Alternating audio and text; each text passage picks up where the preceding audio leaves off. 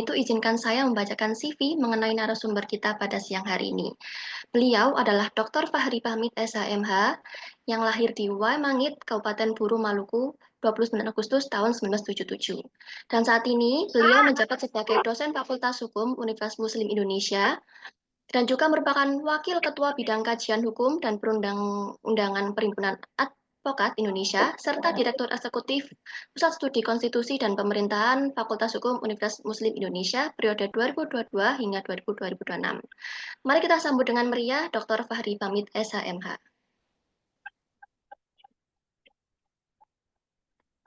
Baik Bapak, bagaimana kabarnya hari ini?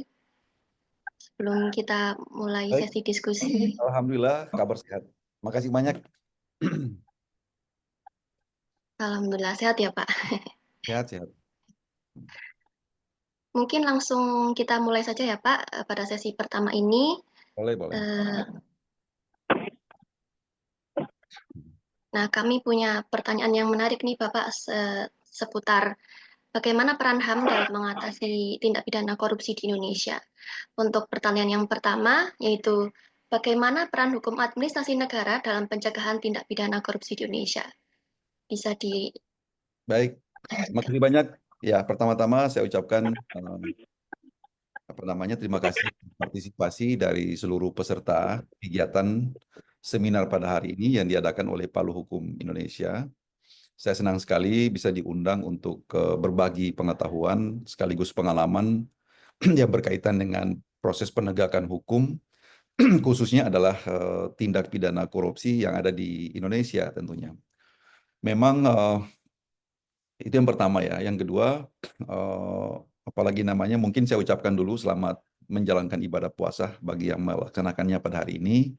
Semoga ibadah kita di bulan Ramadan dapat diterima oleh Allah Azza wa Jalla dan kita termasuk orang-orang yang menang nantinya. Selanjutnya, saya ucapkan juga terima kasih kepada Direktur ya, Palu Hukum Indonesia yang sudah bersedia untuk mengundang saya dalam kegiatan hari ini.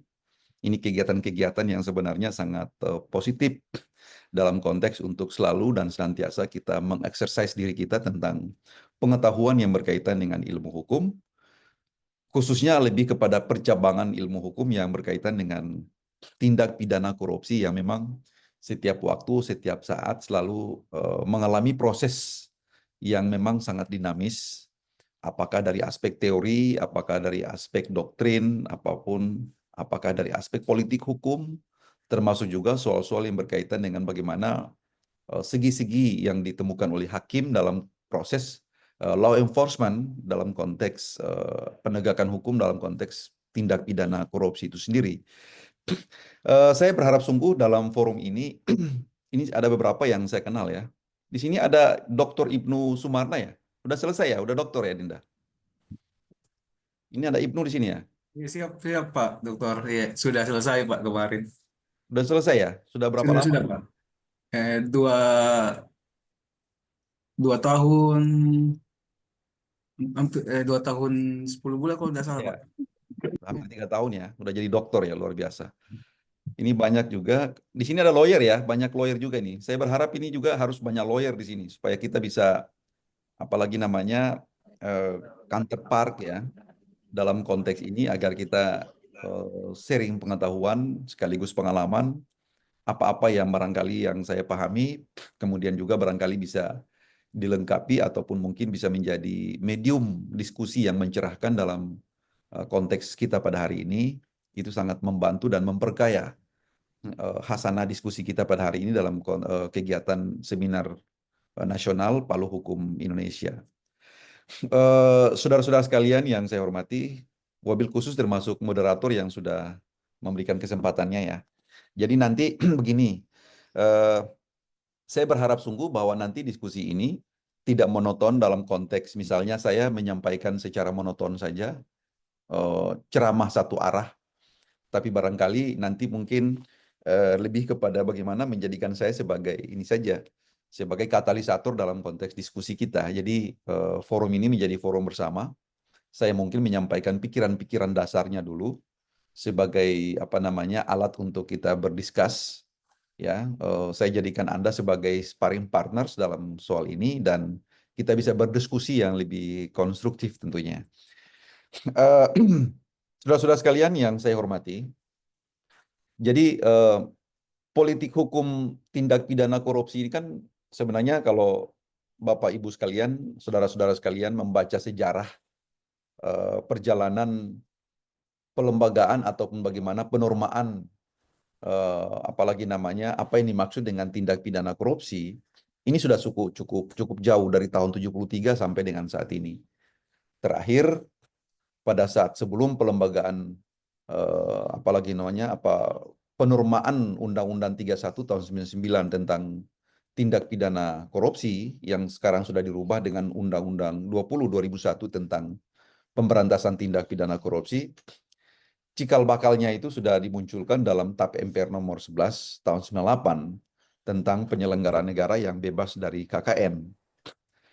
Di dalam TAP itu sendiri sebenarnya telah memerintahkan kepada pemerintah dalam hal ini untuk membentuk pada saat itu sebelum KPK hadir pada tahun 2002, dulu mungkin pernah Bapak Ibu atau Anda sekalian pernah dengar KPKPN dulu ya, Komisi apa namanya pemberantasan apa dulu ya, kekayaan penyelenggara negara pada saat itu kalau tidak salah itu.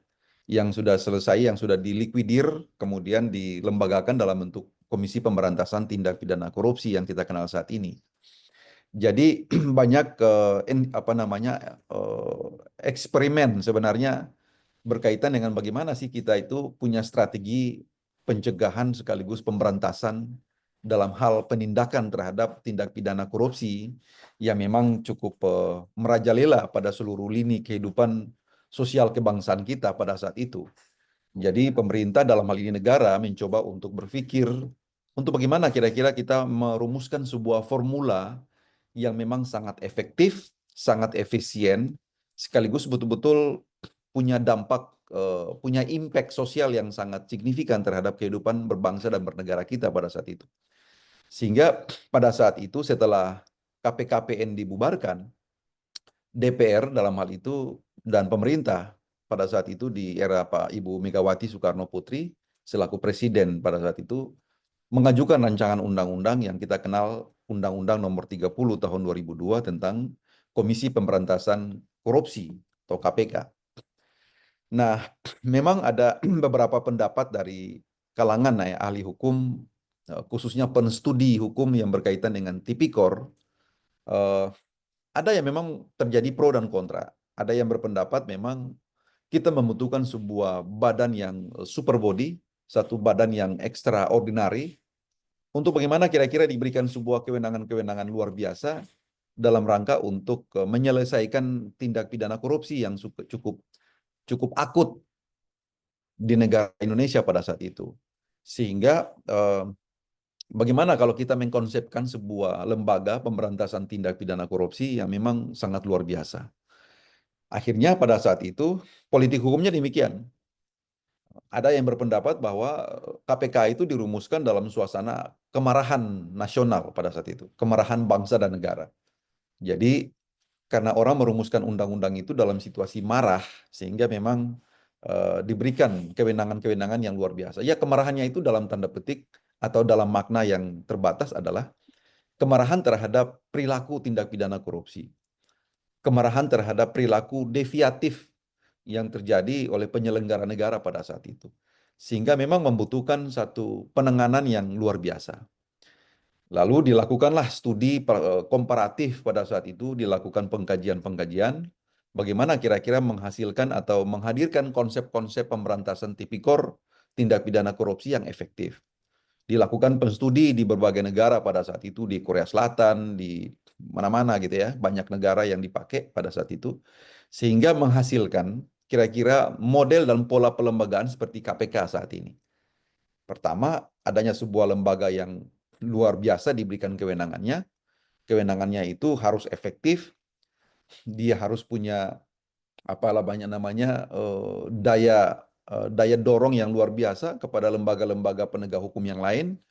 Karena pada saat itu kalau kita membaca dalam Considerance Undang-Undang 30 2002, khususnya kenapa KPK dibentuk secara filosofis, bahwa memang didasarkan kepada satu fakta bahwa memang lembaga-lembaga penegakan hukum konvensional pada saat itu, ada kejaksaan, ada kepolisian, dianggap atau dinilai tidak efektif atau belum efektif setidak-tidaknya untuk menyelesaikan tindak pidana korupsi. Sehingga memang membutuhkan sebuah lembaga yang punya trigger mechanism, ya, suatu lembaga yang luar biasa punya kewenangannya. Nah, itulah akhirnya KPK dibentuk. Nah, kira-kira landasan filosofinya seperti itu. Sehingga KPK dibentuk, dilembagakan dengan konsep-konsep penyelesaian, strategi penyelesaian yang efektif, ya, tidak mengenal SP3 pada saat itu. Yang saya ngomong ini masih dalam konteks paradigma Undang-Undang 30 ya, tidak mengenal SP3, kemudian penanganan apa namanya, dia bisa melakukan penyadapan kapan saja dia mau dan seterusnya. Pendeknya, semua kewenangan-kewenangan yang bersifat ekstraordinari itulah disematkan kepada KPK. Memang karena kenapa hal itu dilakukan? Karena memang dalam menyelesaikan kejahatan tindak pidana korupsi yang begitu canggih, ya, itu memang membutuhkan penanganan yang luar biasa juga. Tidak bisa kita mengejar kejahatan-kejahatan yang seperti itu dengan cara-cara yang konvensional. Makanya dipikirkan pada saat itu harus mencari penyelesaian dengan kewenangan yang non konvensional, yang tidak biasa, harus yang luar biasa. Akhirnya yang terjadi seperti itu. Nah, dalam perkembangannya KPK berjalan cukup efektif.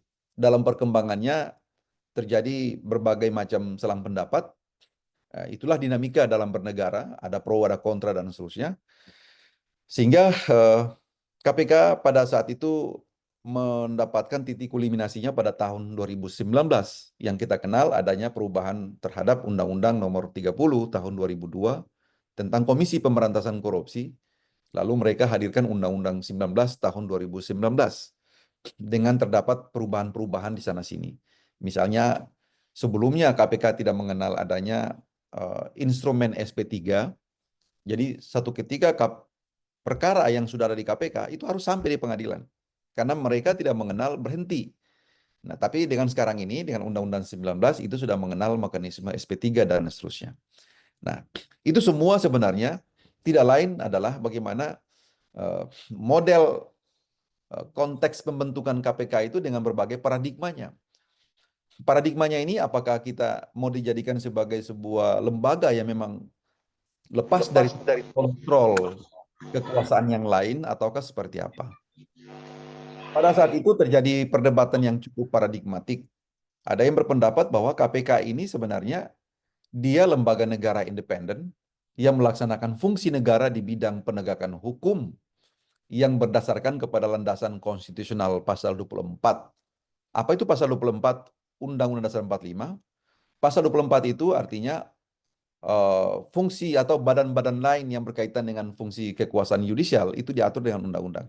Jadi ya fungsi lain itu termasuk misalnya kejaksaan, termasuk juga advokat, termasuk juga adalah KPK dan badan-badan penegakan hukum yang lain yang memang tidak secara eksplisit, ya, tidak secara ekspresif verbis diatur dalam konstitusi atau disebutkan modelnya dalam konstitusi, itu semua bersandar kepada pasal 24. Nah, kebetulan KPK pada saat itu didasarkan kepada itu, tetapi mempunyai constitutional importance. Jadi, badan-badan lain yang berkaitan dengan fungsi penegakan hukum atau fungsi yudisial itu dibentuk dengan undang-undang, termasuk dalam hal ini adalah KPK. Nah, KPK itu dibentuk dengan frame itu, dibentuk dengan paradigma itu. Sehingga ada yang berpendapat, apakah dia termasuk lembaga negara independen yang tidak berada pada ruang atau tidak berada pada lingkup kewenangan lembaga negara yang lain, ataukah seperti apa? Makanya pada saat itu terjadi perdebatan. Apakah KPK ini masuk dalam lingkup kekuasaan eksekutif ataukah kekuasaan yudikatif?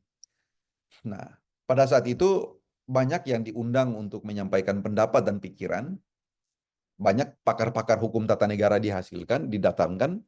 Akhirnya bersepakat bahwa memang KPK itu tetap apapun kewenangannya, apapun atribusi kewenangan yang diberikan oleh negara kepadanya, tetapi yang jelasnya karena dalam konteks penegakan hukum, KPK harus dimaknakan sebagai kekuasaan negara, kekuasaan lembaga negara yang berada pada domain atau rezim eksekutif. Jadi Ada yang berpendapat kalau KPK itu di bawah rezim kekuasaan eksekutif berarti sudah tidak independen. Tetap KPK independen dalam konteks seperti kejaksaan, ya. Walaupun berada di kekuasaan eksekutif, tapi kalau pejabat penyelenggara negara dianggap melakukan tindakan-tindakan fraud atau tindakan-tindakan yang berpotensi merugikan keuangan negara, maka KPK tetap bisa melakukan penegakan hukum terhadap yang bersangkutan. Nah, itulah yang terjadi. Sehingga yang sekarang ini, dengan paradigma Undang-Undang 19 saat ini, KPK itu berada pada rumpun kekuasaan eksekutif, tapi jangan kita maknakan secara sempit bahwa KPK itu bukan independen. Dia tetap sebagai state independent, ya. Dia sebagai state agencies, ya, yang melaksanakan fungsi penegakan hukum di bidang tipikor, tetap dengan independensinya yang ada seperti saat ini.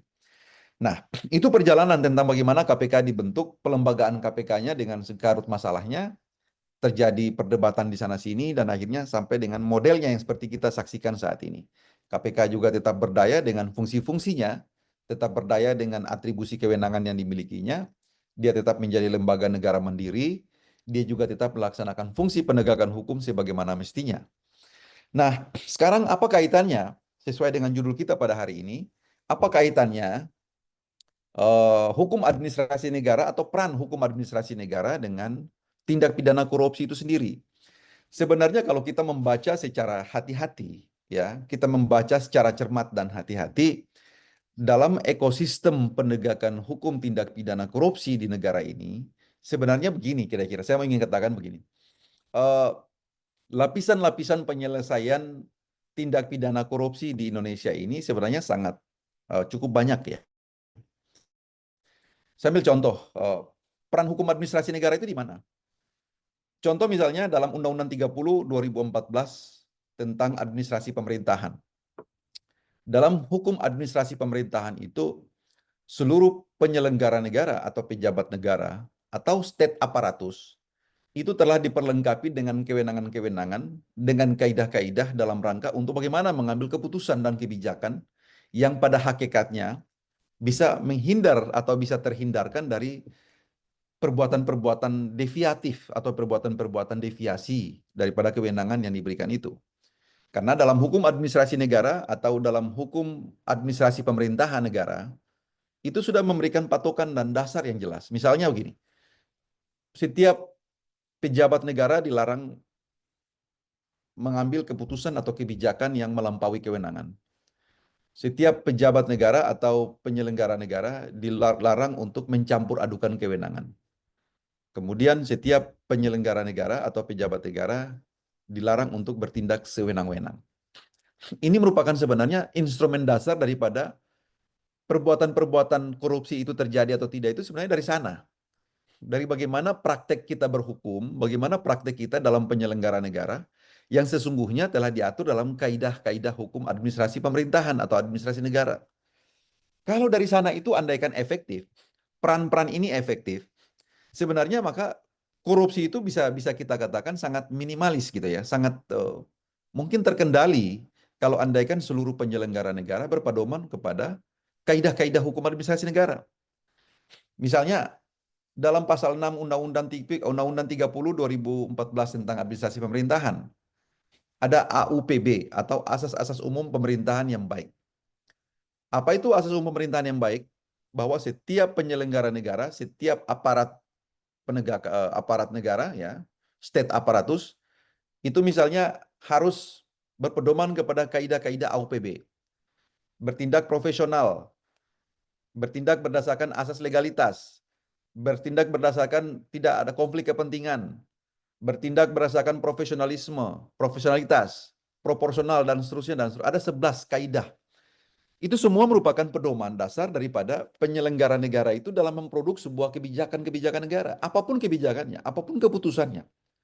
Keputusan-keputusan itu jika didasarkan kepada kaidah dan instrumen hukum administrasi negara seperti itu, maka sebenarnya tindak pidana korupsi itu tidak perlu terjadi. Tetapi yang terjadi saat ini kan tidak seperti itu. Yang terjadi saat ini dan banyak terjadi kalau saya kebetulan karena lawyer, banyak menemukan kasus-kasus ini di pengadilan, yang terjadi itu sumbernya itu dari sana. Bertindak sewenang-wenang, menyalahgunakan kewenangan, atau mencampur adukan kewenangan.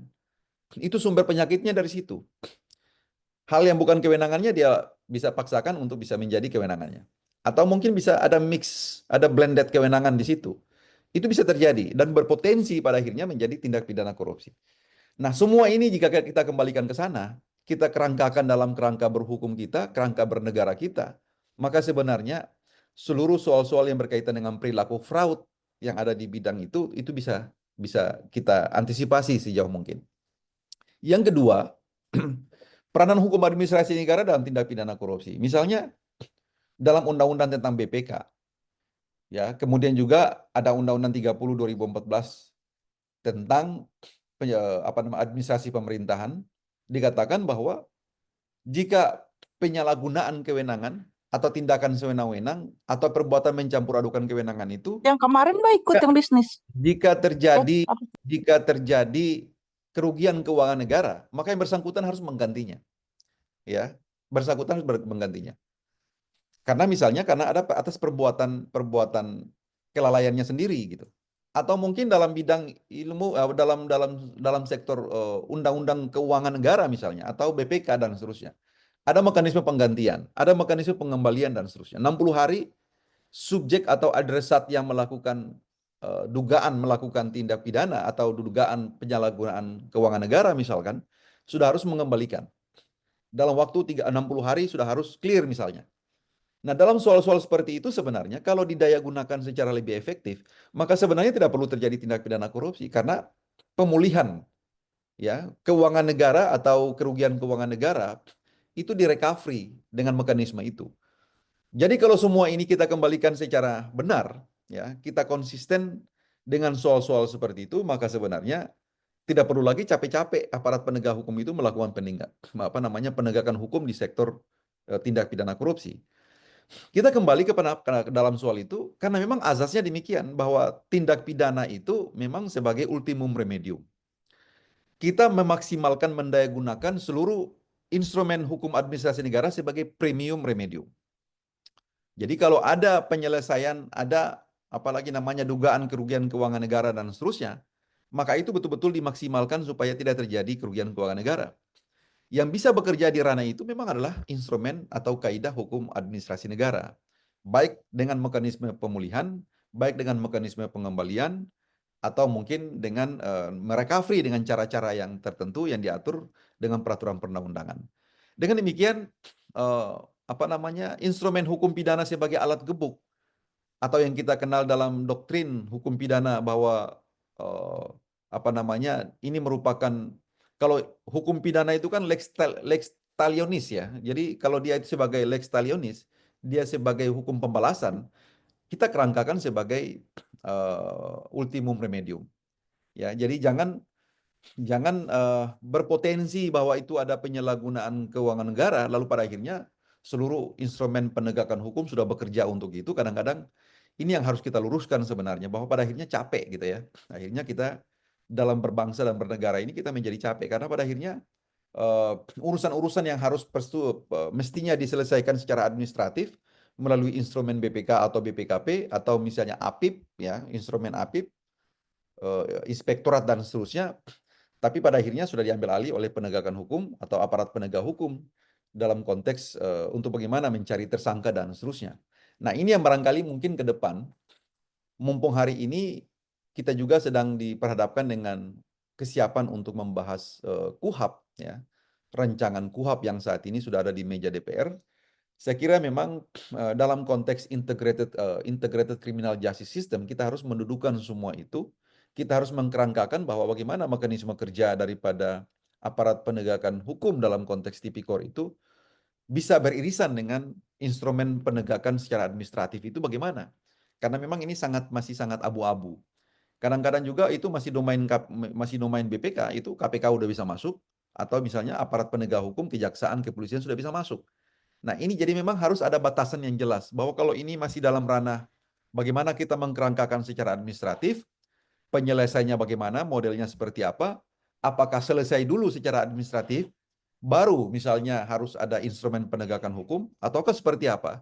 Ini yang sebenarnya harus kita perjelas dalam rumusan-rumusan norma, agar tidak terjadi satu benturan kewenangan, ataupun benturan dan pada akhirnya terjadi contrario interminis antara yang satu dalam konteks menegakkan hukum pidana, yang satu dalam konteks penegakan hukum administrasi untuk recovery kerugian atau potensi kerugian keuangan negara itu sendiri.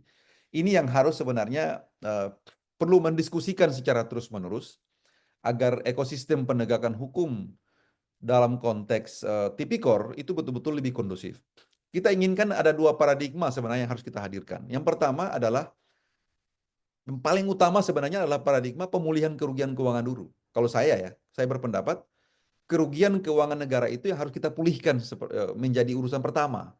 Daripada kita berpikir untuk mencari orang yang harus kita hukum, yang paling pertama kita letakkan adalah kepentingan publiknya dulu. Kerugian atau potensi kerugian keuangan negara atau suspek potensial dari kerugian keuangan negara itu harus kita kembalikan dulu, baru kita berpikir untuk bagaimana menghukum orang atau berpikir bagaimana kita menerapkan prinsip lex talionis tadi yang saya katakan. Nah, jangan kita balik, bahwa potensi kerugian keuangan negara kita kesampingkan, kita mencari pelaku ataupun tersangka ataupun orang yang kita mau dakwakan ke pengadilan. Nah, itu yang kira-kira model penegakan hukum pembalasan itu yang harus mungkin kita luruskan paradigma itu. Padahal dalam Kitab Undang-Undang Hukum Pidana, Undang-Undang Nomor 1 2023, kan paradigma kita saat ini dalam berhukum ini kan sudah berubah. Dari penjeraan menjadi bagaimana memanusiakan orang. Jadi penjeraan ya, dari efek jera kepada bagaimana manusia itu menjadi pribadi yang bisa kembali kepada masyarakat. Jadi memang secara paradigmatik itu sudah ada perubahan yang cukup fundamental. Ya, itu sudah diatur dalam Undang-Undang KUHP kita. Dan nantinya dalam perumusan Undang-Undang KUHAP yang ada saat ini, itu pasti akan sejalan dengan bangunan fikir ataupun spirit dasar yang sudah kita letakkan dalam KUHP yang ada saat ini. Walaupun Kitab Undang-Undang Hukum Pidana Nasional kita akan diberlakukan pada Januari 2026, tetapi sesungguhnya spirit hukum kita itu sudah ada di sana sebagai pengganti daripada KUHP yang lama. Kira-kira seperti itu. Sehingga dengan demikian seluruh undang-undang sektoral yang lain, seluruh undang-undang organik yang lain harus terintegrasi dalam semangat yang sama. Ya, semangatnya apa? Yang saya katakan tadi, semangatnya dari pembalasan atau lex talionis menjadi recovery, menjadi restoratif. Dalam konteks penegakan hukum tipikor juga demikian. Artinya negara yang harus dipulihkan dulu kerugiannya. Baru kita berpikir tentang bagaimana menghukum orangnya. Jangan kita hukum orang, uangnya tidak kembali, atau negara dirugikan. Kita menghukum tapi uangnya nggak kembali kepada publik. Nah, itu yang maksud saya, dalam konteks strategi berhukum seperti itulah yang harus kita pikirkan formulanya. Walaupun hari ini sudah ada, ya, bertebaran di berbagai peraturan perundang-undangan yang ada, misalnya ada Undang-Undang BPK mengatur tentang itu. Undang-Undang 30 2014 tentang administrasi pemerintahan mengatur tentang pengembalian kerugian negara. Undang-Undang Tipikor juga sama. Tapi bagaimana mengintegrasikan itu agar kenapa? Perilaku aparat penegak hukum atau APH dalam konteks ini itu bekerja dalam satu frame yang terintegrasi.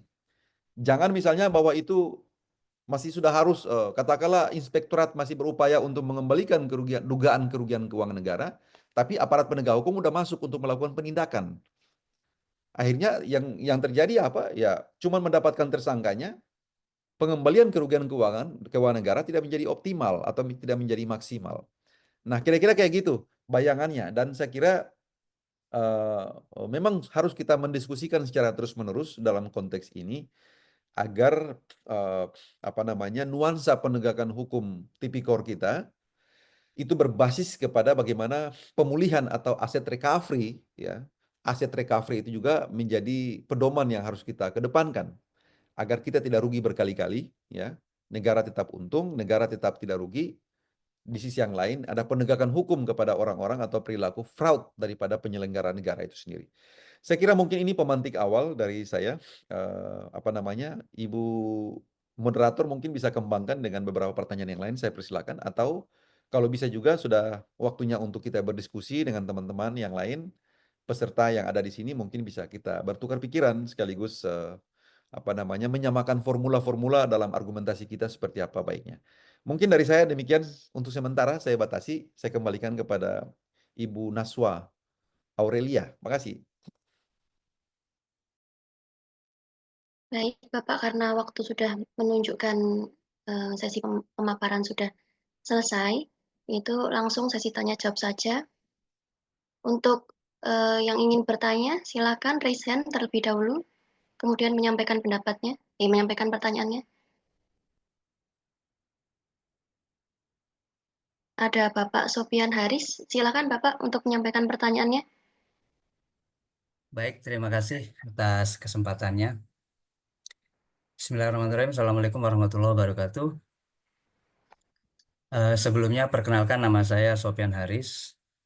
Saya di Makassar. Eh, saya kebetulan sedang ambil kuliah lagi di S1 Hukum. Di Baik. S1 Hukum dan baru semester 2, masuk semester 3. Jadi saya backgroundnya dari eksak ya, Iya. dari peternakan. Tapi saya mencoba untuk mengenal ilmu sosial dan kebetulan saya mengambil ke ilmu hukum. Lalu berkaitan dengan topik diskusi atau topik seminar pada hari ini dan juga melihat dari situasi di masyarakat, termasuk juga dari tadi pemaparan Bapak Dr. Fahri, saya mungkin nanti di akhir ada pertanyaan, tapi di awal ini saya coba eh, berdialektika ya, berdialektika untuk mencoba mengungkapkan sedikit pemahaman saya yang masih jauh dari apa ya, dari pembicaraan tentang hukum kaitannya dengan aturan-aturan yang berlaku. Tapi saya mencoba melihatnya dari sisi masyarakat awam ini, ya masyarakat awam. Kalau melihat dari masyarakat awam ini kelihatannya kok sebetulnya ahli-ahli hukum itu kan sudah cukup banyak ya. Ahli-ahli hukum tipikor sudah cukup banyak, tetapi kejadian atau tindakan-tindakan korupsi ini kalau yang dulu itu mainnya kecil-kecilan, tapi kok sekarang justru malah makin membabi buta dan nilai-nilai kerugian di dalam kasus korupsi itu bukan lagi 1 digit triliun ya, tapi sudah 2 digit bahkan sampai sampai 3 digit. Dan eh, ada kesan seolah-olah sepertinya korupsi itu bukan bukan lagi sebuah kejahatan yang extraordinary. Justru malah korupsi itu kok justru dilakukan secara, mohon maaf, kok pakai kata berjamaah gitu.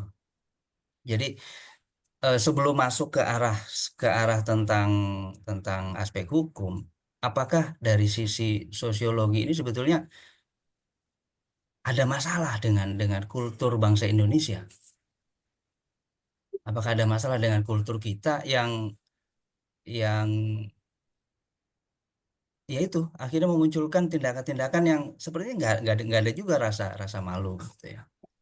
Itu yang pertama. Terus yang kedua, nyambung juga dengan tadi Pak Fahri kaitannya dengan KUHP ya, KUHP yang baru, yang aspek pembalasan itu sekarang paradigmanya sudah berubah menjadi apa istilahnya tuh memperbaiki masyarakat ya.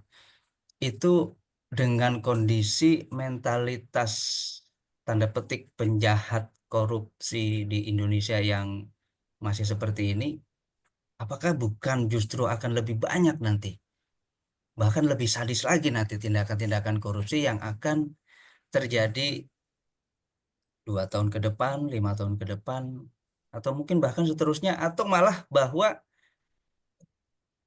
korupsi nanti bukan lagi sebuah kejahatan.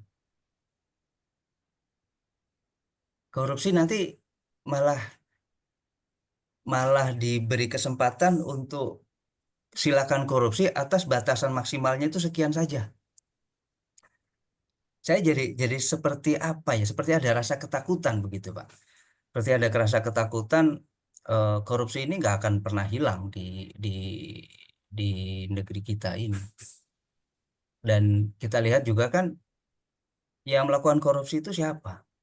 Yang melakukan korupsi bukan orang-orang yang tidak punya akses kepada kekuasaan, tapi justru korupsi itu dilakukan oleh tanda petik oknum tapi banyak yang itu berada di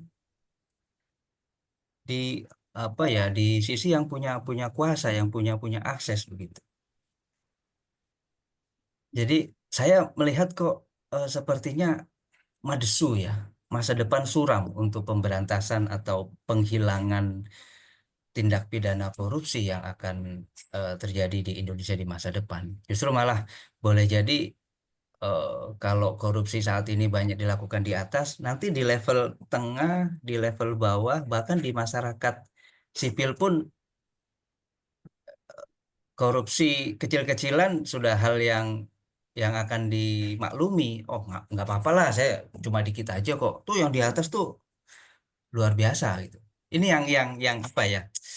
Keresahan yang ada dalam dalam diri saya saat saya sedang mencoba belajar ilmu hukum di 2 semester awal. Jadi eh, yang terakhir, kira-kira dari yang tadi dialektika yang saya paparkan, barangkali Pak Dr. Fahri bisa memberikan tanggapan apakah pemikiran saya ini salah atau bagaimana. Demikian, terima kasih. Assalamualaikum warahmatullahi wabarakatuh. Salam. Baik, Bapak Dr. Fahri mungkin bisa langsung dijawab terlebih dahulu.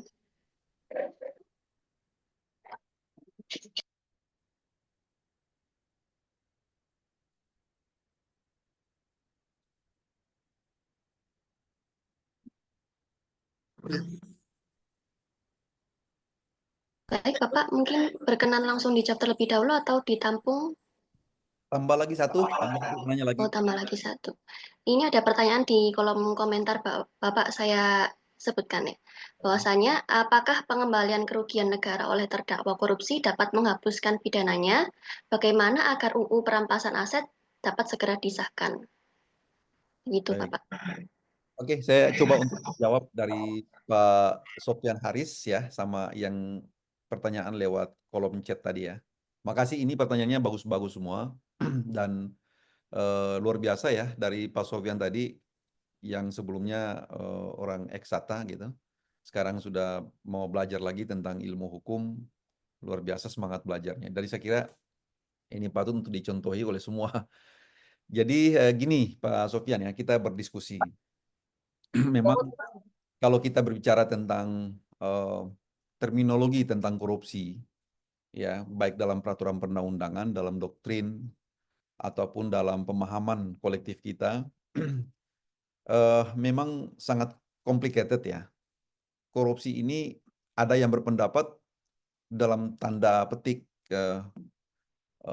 ada yang berpendapat bahwa mungkin kalau saya konotasinya itu lebih kepada semacam pendapat frustasi begitu, bahwa korupsi ini kok berjamaah. Korupsi ini kok tidak one man show saja, tidak orang per orang, tapi lebih dilakukan secara kolektif. Dilakukan dengan banyak orang, banyak otoritas, ya, apa istilahnya, berkelindan dalam satu kejahatan itu, dalam satu crime itu. Memang modusnya kadang-kadang demikian. Kalau kita kerangkakan dalam korupsi itu dilakukan oleh struktur atau oleh otoritas tertentu yang punya kebijakan-kebijakan publik tertentu. Karena pasti demikian modusnya, modus operandinya itu pasti sangat bertalian dengan otoritas. Siapa yang punya kewenangan, siapa yang punya ini, siapa yang bisa approve, siapa kan kira-kira kayak gitu. Kecuali mungkin operasi tangkap tangan. Tapi kalau perbuatan-perbuatan kebijakan yang berpotensi menjadi korupsi, yang berpotensi melahirkan satu penyimpangan, maka pasti itu berkaitan dengan otoritas-otoritas tertentu.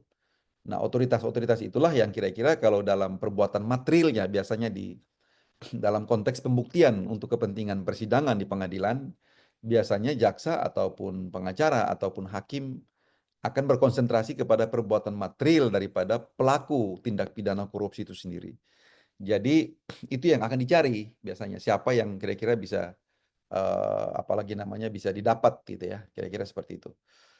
Lalu apalagi namanya kalau berkaitan dengan itu ada pendapat kayak gitu bahwa ini sudah sangat berjamaah, ini sangat sulit untuk nantinya kita akan menghilangkan perilaku korupsi ini di bumi kita ini atau di negara kita ini. Cuma kalau saya memang karena korupsi ini tidak bisa kita lihat dari aspek penegakan hukum semata. Makanya kalau ada upaya dari berbagai pihak, dari pemerintah untuk kurikulum korupsi itu bukan saja diajarkan di mata kuliah di kampus-kampus, tetapi memang harus diajarkan sejak dini dari SD secara berjenjang sampai pada tingkat kampus. Itu juga merupakan satu solusi yang sebenarnya jangka panjang. Jadi memang eh, kalau kita cuma hanya berpikir untuk menghukum, mungkin penjara kan penuh, Pak. Jadi tidak cukup cuman hanya kita menyelesaikannya di hilir. Hulunya ini yang penting. Hulu, kalau kita sudah berbicara masalah hulu tentang perilaku jujur dan perilaku tidak jujur, ini sangat multi aspek. Aspek agama, aspek pendidikan, aspek macam-macam itu sangat berkaitan, sangat berkelindan di sana. Gitu. Jadi kita harus berpikirnya dari sana. Kalau hari ini kita menyiapkan perangkat penjaraannya saja atau perangkat untuk bagaimana menghukum atau yang saya katakan tadi hukum sebagai alat gebuk untuk bagaimana memukul orang-orang yang bersalah, maka pasti penjaranya penuh. Negara tidak mampu juga untuk bisa melakukan itu, ya. Sehingga dia memang membutuhkan strategi, membutuhkan pencanangan strategi dari semua sektor, dari semua lini, bukan saja ada pada lingkungan pemerintah, tapi memang ini juga semua berkaitan dengan lingkungan keluarga, lingkungan agama, otoritas agama, dan seterusnya, dan seterusnya. Karena kita berpikirnya harus dari hulunya. Kalau penjara, ya, pembelaan, penindakan ini hilirnya saja sebenarnya. Ini perilaku di ujung. Perilaku ini output dari segenap serangkaian perilaku manusia, perilaku fraud tadi itu yang saya katakan. Nah, kalau itu yang kita mau jadikan sebagai orientasi penyelesaian masalah, saya kira nggak selesai. Makanya kenapa sampai saya mengambil contoh paradigma kita penjaraannya itu sudah berubah. Karena Belanda sendiri, KUHP kita sebelumnya itu diproduk di sana, di Belanda. Itu Belanda sendiri kan penjara-penjara udah tutup. Nggak ada lagi kejahatan di sana. Nggak ada lagi manusia yang ada di penjara. Hasil studi menunjukkan seperti itu. Bahwa memang orang sudah, karena penyelesaian pendekatan masalahnya itu bukan lagi penjara gitu lah. Tapi bagaimana memanusiakan dia, bagaimana membentuk dia menjadi orang yang akan kembali siap hidup di tengah masyarakat, menjadi pribadi yang paripurna, yang tentunya sudah insaf dengan semua perbuatannya dan seterusnya. Jadi kalau saya bilang bahwa ada negara kita sudah harus paradigma orientasi penghukumannya sudah berubah karena memang faktanya banyak negara sudah melakukan itu, ya, sehingga anggaran negara untuk bagaimana merawat penjara dan seterusnya itu menjadi berkurang. Nah, kalau kita ini terbalik, kita ini bagaimana kayak kemarin misalnya terjadi di yang melarikan diri, ya, karena over kapasitas dan seterusnya, overcrowded dan seterusnya, karena terlalu banyak manusia di dalam penjara itu. 1 berbanding 100 gitu. Yang sudah harus sebenarnya di situ cuman hanya 500 orang bisa jadi 3.000 dan seterusnya. Karena itu, karena orientasi kita masih penjaraan, masih berpikir untuk bagaimana orang itu dikasih jerak gitu loh. Itu juga tidak menyelesaikan. Bayangkan saja tindak pidana korupsi kita dari tahun 2002, ya, orang sudah dipenjara dengan Undang-Undang 30, dengan Undang-Undang 31 99. Itu sudah berapa banyak? Ada yang penjara seumur hidup, ada yang cuman apakah grafiknya kita itu menurun? Kan enggak. Jadi pendekatannya bukan di sana. Pendekatannya bukan pada efek deteren efek gitu loh. Tetapi sebenarnya ada pola pendekatan yang harus kita rubah yang tentunya cukup ramah dengan perbaikan tata kelola tata kelola pemerintahan, tata kelola kebangsaan kita ini seperti apa. Jadi saya kira memang ini masih membutuhkan upaya-upaya, ya, kiat-kiat yang jauh lebih serius. Memang tidak cukup dengan satu formula saja. Kita berharap sungguh dengan banyaknya lembaga-lembaga pengawas eksternal, dengan banyaknya mekanisme pelaporan, dengan banyaknya itu bisa berkurang. Perbuatan deviatif dari pemerintah itu bisa berkurang dalam soal-soal pengelolaan keuangan negara. Di Indonesia ini termasuk luar biasa. Karena kenapa? Pengawasan untuk pengelolaan keuangan negara itu cukup padat, cukup berlapis. Ada BPK, ada BPKP, ada inspektorat, ada aparat penegak hukum, sangat panjang gitu loh. Tapi selalu saja ada perilaku-perilaku yang demikian itu. Ya, memang kita tidak perlu berfrustasi dengan itu, melainkan menjadi tantangan bagi kita untuk bagaimana melahirkan formula-formula baru dalam rangka untuk bisa kita keluar dari keadaan ini. Karena banyak negara juga pernah berada pada level yang sama, tapi mereka berhasil keluar dari apa namanya cengkraman koruptor itu. Contoh seperti Cina, contoh seperti Korea dan seterusnya itu kan pernah juga mengalami, Hong Kong mengalami kondisi yang sama sebenarnya, sangat parahnya, sama-sama parahnya. Tapi mereka berhasil bisa menyelesaikan itu, bisa melewati keadaan itu, sehingga menjadi membangun sebuah tatanan pemerintahan yang bersih, yang maju dan seterusnya. Nah, kira-kira seperti itu. Kalau mengenai di Indonesia ini kan, itu yang saya katakan tadi, persoalan penegakan hukumnya itu yang harus juga perlu kita koreksi. Misalnya, yang selama ini menjadi kritik kita adalah standar penerapan hukum terhadap pelaku korupsi juga tidak sama. Orang korupsi dalam jumlah yang banyak dan yang kecil itu tidak ada standarnya. Artinya hakim punya kebebasan, punya diskresi untuk menentukan pilihan-pilihan hukum, untuk menjatuhkan vonis kepada siapapun, itu tidak ada standarnya. Itu juga sebenarnya bermasalah sebenarnya. Jadi orang yang mengambil uang 1 triliun atau 100 miliar dengan orang yang mengambil korupsi atau korupsi cuma 100 juta dan seterusnya itu kan hukumnya kadang-kadang bisa sama. Nah, itu ada apa sebenarnya dengan kita? Jadi saya cuma tidak mau mengatakan bahwa itu kejelekan kita, tapi memang kita selalu berpikir untuk bagaimana menghadirkan formula-formula hukum yang bisa memaksa agar adanya satu standarisasi dalam putusan, supaya tidak ada satu segregasi ya, yang secara sosial orang mengatakan wah ini adil, ini tidak adil dan seterusnya karena beragam putusan dan varian-varian yang berbeda-beda antara satu perkara dengan perkara yang lain. Walaupun sebenarnya nilai kerugian kadang-kadang ada yang terlalu besar, ada yang kecil, tapi standar penerapan putusannya itu kadang-kadang apa namanya tidak menciptakan atau tidak merepresentasi keadilan. Itu juga yang terjadi selama ini yang saya sendiri melihat secara langsung bahwa memang kita membutuhkan satu ikhtiar bersama yang secara terus-menerus menghadirkan formula hukum ataupun kaidah-kaidah hukum yang bisa mampu menciptakan keadilan dan kepastian itu sendiri. Nah, tadi penanya yang terakhir, itu tadi dari Pak Haris yang saya jelaskan ya. Dari yang terakhir tadi, memang kalau dalam Undang-Undang 3199 yang sudah dirubah dengan 20/2001, pengembalian kerugian negara tidak menghapus pidana. Itu maksud saya adalah dalam konteks kalau perkara itu sudah masuk ke pengadilan atau sudah menjadi produk penyidikan, memang sudah tidak bisa karena hukum melarang itu. Pasal 4, pasal 5 melarang itu gitu ya. Mengembalikan itu apakah menghapus pidana? Itu tidak menghapus pidana. Mengembalikan kerugian keuangan negara barangkali menjadi bagian dari pertimbangan hakim untuk meringankan dan seterusnya. Tapi bahwa apakah itu menjadi alasan pemaaf atau untuk mau menghapus tindak pidana atau kejahatan, itu tidak menghapus tindak pidana. Jadi crime-nya tetap ada, perkara tetap dihukum, persoalan besar kecilnya orang dihukum dan seterusnya itu menjadi kewenangan hakim. Tapi pengembalian itu tidak menjadi alasan pemaaf atau alasan untuk penghapusan tindak pidana atau peristiwa pidana yang sudah dilakukan. Yang saya maksudkan adalah mengembalikan ini dalam konteks perkara itu belum sampai diambil alih oleh penyidik atau belum diambil alih oleh penegak hukum gitu kan. Jadi kalau masih dalam ranah administratif, misalnya di BPK, BPKP, inspektorat, itu kan bisa dikembalikan. Maksud saya kalau andaikan dikembalikan, dipulihkan, berarti kan tidak ada peristiwa lagi. Persoalan kerugian keuangan negara itu kan sudah hilang. Karena dalam undang-undang tindak pidana korupsi itu harus yang paling esensial dari soal itu adalah kerugian keuangan negara. Walaupun memang dalam tindak pidana korupsi itu kan banyak kejahatannya, penyuapan, kemudian juga banyak perbuatan-perbuatan tidak harus berefek kepada kerugian keuangan negara. Tapi maskot daripada tindak pidana korupsi itu ada pada kerugian keuangan negara. Jadi kalau sepanjang perilaku itu yang berkaitan dengan potensi kerugian keuangan negara, bisa dipulihkan atau bisa di-recovery sebelum penegakan hukum, saya kira itu jauh lebih efektif. Karena kenapa? Negara menjadi tidak dirugikan. Ya kan? Kita kan kepentingan negara yang kita kedepankan dalam soal tipikor itu.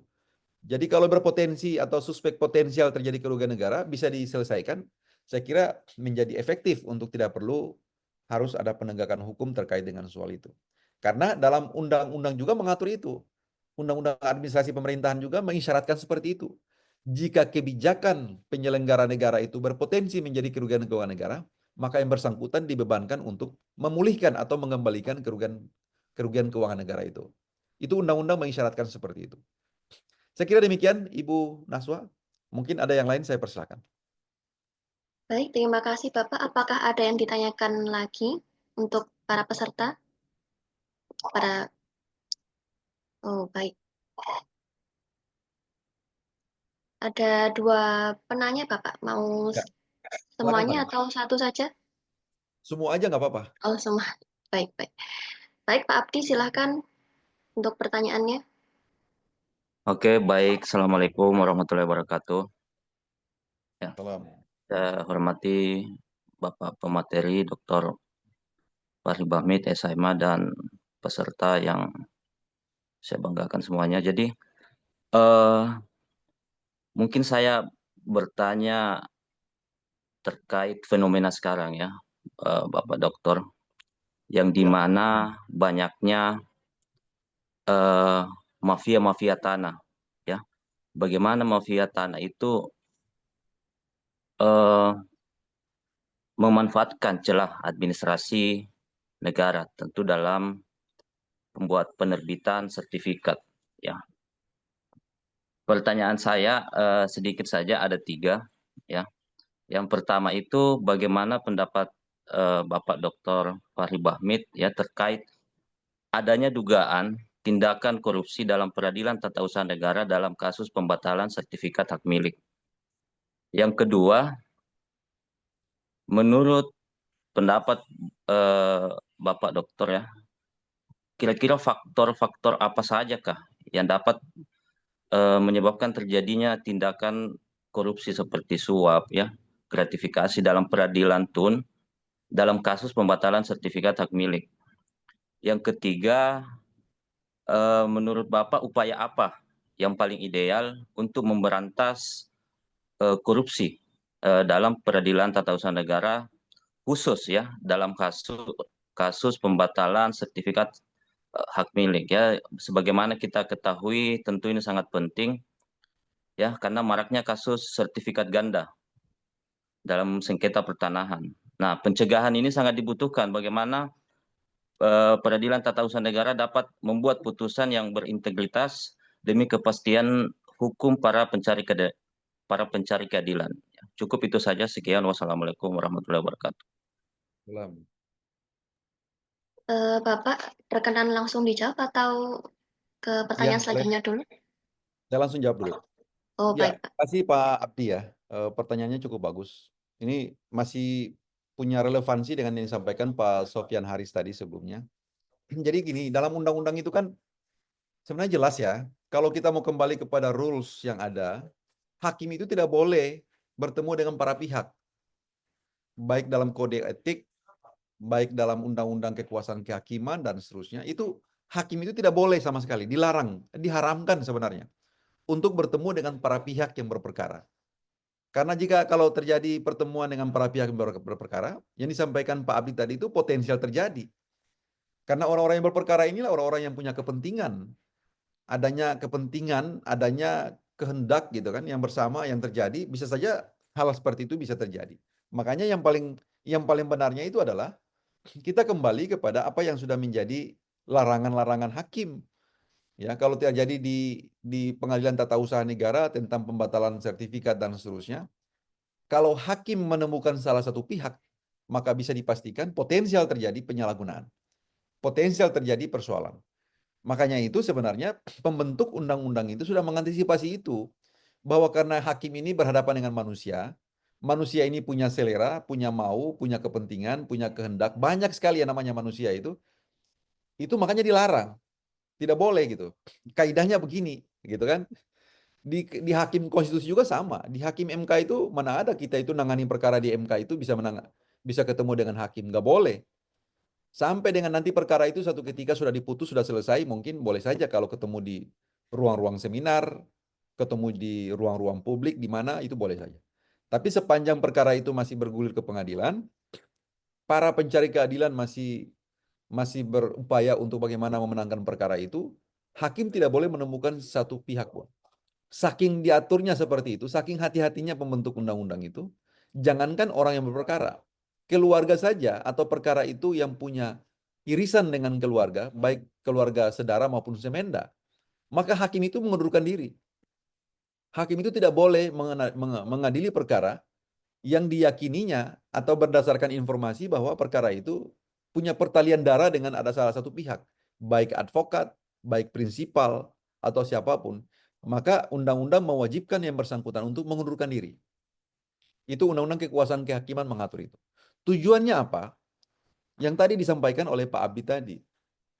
Untuk mengantisipasi dan untuk meminimalisir terjadinya konflik of interest antara para pihak dengan pengadil atau hakim yang mengadili perkara itu. Jadi kalau pertanyaan Pak Abdi tadi, apa saran saya? Saran saya pertama, kita konsisten melaksanakan apa yang telah diatur dan dirumuskan dalam norma-norma hukum terkait dengan para pihak, terkait dengan hakim. Kebetulan kalau itu berpotensi mengarah kepada hakim yang nantinya bisa mengeluarkan keputusan yang tidak adil, memenangkan yang kalah dan mengalahkan yang menang, itu kan tidak boleh. Orang yang harus kalah tapi dimenangkan, orang yang harus menang dikalahkan dan seterusnya. Nah, itu untuk menghindarkan itu ada alat kontrolnya. Alat kontrolnya apa?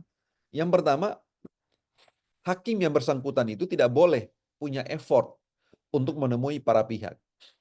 Yang kedua, jika perkara itu berpotensi menjadi, katakanlah ada public interest, ada potensi terjadinya penyalahgunaan dan seterusnya, maka sebenarnya ada instrumen pengawasan lain, yaitu berkoordinasilah dengan komisi yudisial, karena setiap komisi yudisial itu punya semacam cabang ya yang ada di setiap wilayah gitu, provinsi, untuk barangkali bisa melakukan pemantauan langsung terhadap persidangan itu.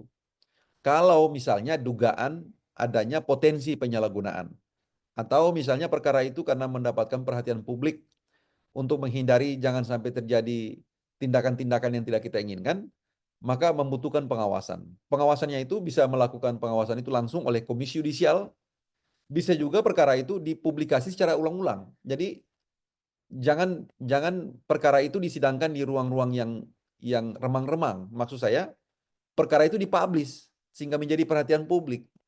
Kira-kira seperti itu. Ini tujuannya apa? Untuk menghindari peradilan sesat, untuk menghindari peradilan-peradilan gelap.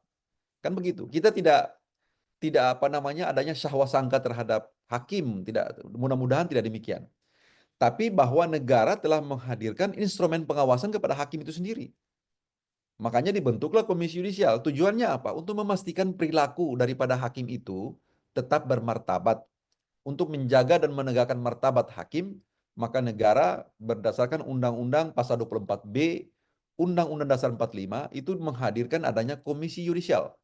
Komisi yudisial itu bertugas untuk mengamati, mengawasi perilaku hakim, agar hakim tidak terjerembab dalam soal-soal seperti itu. Nah, kira-kira seperti itu. Jadi, sebagai kesimpulan atas pertanyaan Pak Abdi, ada dua soal. Yang pertama, secara intern, ya, artinya hakim sendiri telah diperlengkapi dengan instrumen pengawasan dirinya. Hakim sendiri telah diperlengkapi dengan tools agar dia jangan terpengaruh dengan para pihak. Makanya yang saya katakan tadi, hakim tidak boleh menemui para pihak. Jika perkara itu punya pertalian keluarga, pertalian darah dan seterusnya, baik sampai dengan semenda, maka hakim itu mengundurkan diri. Itu artinya ada tools dari hakim untuk menghindari adanya konflik of interest. Secara eksternal, banyaknya lembaga-lembaga pengawasan eksternal, termasuk komisi yudisial dalam soal ini, yang sebenarnya bisa juga disampaikan untuk melakukan pengawasan dan pemantauan terhadap proses persidangan atas perkara A atau perkara B di pengadilan apa gitu, pengadilan tata usaha negara, di mana dan seterusnya dan seterusnya. Tujuannya itu, jadi memang keadilan dan seterusnya itu memang butuh diperjuangkan, Pak. Jadi memang tidak bisa kita itu wait and see saja, nanti keadilan turun dari langit, nggak bisa. Memang harus diperjuangkan karena yang kita hadapi ini manusia, ya. Yang kita hadapi ini manusia. Makanya Thomas Jefferson pada saat perumusan Konstitusi Amerika Serikat itu mengatakan kepada para the Founding Fathers Amerika Serikat pada saat itu, bahwa yang kita atur ini adalah manusia dan bukan malaikat, maka memang hakikatnya membutuhkan pembatasan-pembatasan. Jadi konstitusi itu sebagai sertifikat pembatasan kekuasaan. Karena kenapa? Yang diatur dan dibatasi ini adalah manusia, bukan malaikat. Andaikan kalau yang mau diatur ini malaikat, maka tidak membutuhkan konstitusi. tidak membutuhkan pengaturan. Ya, karena malaikat tidak pernah berbuat jahat dan setan tidak pernah bisa berbuat baik. Setan tetap akan berbuat jahat, malaikat akan tetap berbuat baik. Manusia berpotensi untuk dua itu. Manusia bisa berpotensi untuk berbuat jahat, bisa berpotensi untuk berbuat baik. Sehingga manusia membutuhkan pengaturan. Itu dalam apa namanya dalam kajian apa namanya filsafat Islam demikian ya, bahwa manusia itu berada dalam dua keadaan itu, bisa menjadi malaikat, bisa menjadi setan. Tapi kalau setan pasti berbuat jahat, malaikat pasti berbuat baik. Manusia ini dua itu bisa terjadi. Jadi membutuhkan pembatasan dan pengawasan. Saya kira mungkin demikian. Saya kembalikan kepada Ibu Naswa. Baik, Bapak Dr. Abdi, apakah ada tanggapan dari jawaban pemateri? Ada tanggapan sedikit ya. Jadi Baik, baik. begini Bapak Dokter, saya melihat ada kekosongan hukum di sini dalam proses peradilan tata usaha negara yang dimana mungkin melibatkan pejabat-pejabat. Ini saya lebih khusus terkait pertanahan yang relevan dengan hukum administrasi negara. Karena memang saat ini banyak masyarakat yang dizolimi ya terkait bagaimana administrasi negara ini kebijakannya itu kalau kita melihat ya luar biasa terkait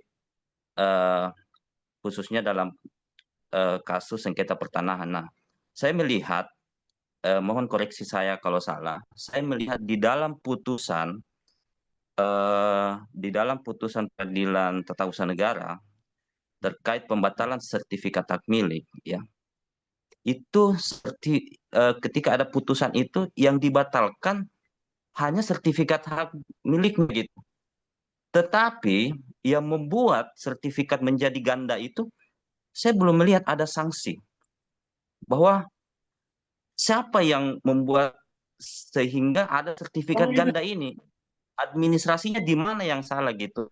Karena kalau ini yang fokusnya pembatalan sertifikatnya saja terus dibatalkan, ya ini mungkin sampai 1 juta sertifikat itu akan terus masuk dan ini akan menjadi pintu mafia tanah bahwa oh saya ada rincik, kita batalkan sertifikatnya. Jadi ini dugaan ya, tetapi dugaan saya sering terjadi. Jadi ini ada rincik. Oh kita pakai PT UN untuk batalkan sertifikatnya. Nah begitu seterusnya. Sebagaimana kita ketahui rincik itu kan alas hak yang paling pertama yang apa ya mungkin kalau ahli atas namanya itu sudah meninggal semua ya itu mungkin membutuhkan di bukti-bukti di kelurahan bukan di BPN lagi, tetapi yang membuat adanya tumpang tindih di sini bahwa di dalam Undang Agraria itu menyatakan alas hak yang paling pertama terbit itu yang menjadi sah. Nah, ketika Rincik melawan SHM di PT UN ataupun SHM yang ganda, itu selalu saja SHM dibatalkan, tetapi tidak pernah ditindaki siapa yang membuat ganda SHM tersebut. Di mana kesalahannya, administrasinya di mana yang salah. Nah, ini saya memohon bantuan kepada Bapak Dr. Fahri Bamit bagaimana supaya akar masalahnya gitu diselesaikan. Jangan pada saat SIM-nya jadi dibatalkan terus. Itu tidak akan menyelesaikan dan tidak akan membasmi mafia-mafia tanah. Cukup sekian. Wassalamualaikum warahmatullahi wabarakatuh. Ya, Naswa saya langsung respon ya. Jadi yang pertama Baik, Bapak. begini. Ya, saya nangkap maksudnya. Jadi yang pertama, memang sifat putusan peradilan tata usaha negara sekaitan dengan sertifikat atau apalagi namanya keputusan-keputusan yang bersifat basiking, memang demikian. Cukup dia mengatakan itu dibatalkan, bertentangan atau dianggap tidak sesuai dengan peraturan perundang-undangan. Maka memang secara negatif putusannya demikian. Tapi memang ada konsekuensi lanjutan. Kalau saya memang setuju ya bahwa memang karena praktek yang seperti ini bukan saja terjadi di sana, hampir semua di beberapa tempat juga seperti itu, praktek mafia tanah yang melibatkan oknum yang ada di badan pertanahan memang butuh apalagi namanya treatment gitu ya, butuh pendekatan treatment tertentu untuk bagaimana yang bersangkutan itu bisa dikenakan sanksi. Walaupun memang sebenarnya sejauh ini berkaitan dengan tata kelola organisasi yang ada di BPN itu sendiri, tetapi memang harus ada butuh treatment khusus, ya, minimal dalam rangka untuk bagaimana menciptakan tata kelola pemerintahan yang baik, tata kelola pemerintahan yang efektif, tata kelola pemerintahan yang bersih yang ada di lingkungan Badan Pertanahan Nasional itu.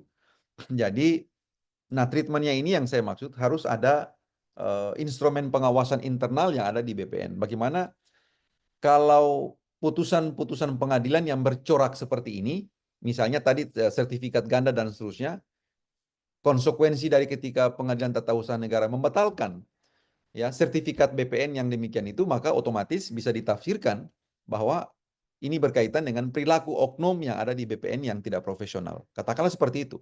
Sehingga memang membutuhkan ada sanksi atau ada semacam instrumen lain yang kira-kira bisa memastikan untuk setiap oknum yang bisa diduga menciptakan kondisi tidak tertib yang seperti itu bisa dikenakan sanksi. Saya kira memang ke depannya kita harus usulkan yang seperti itu.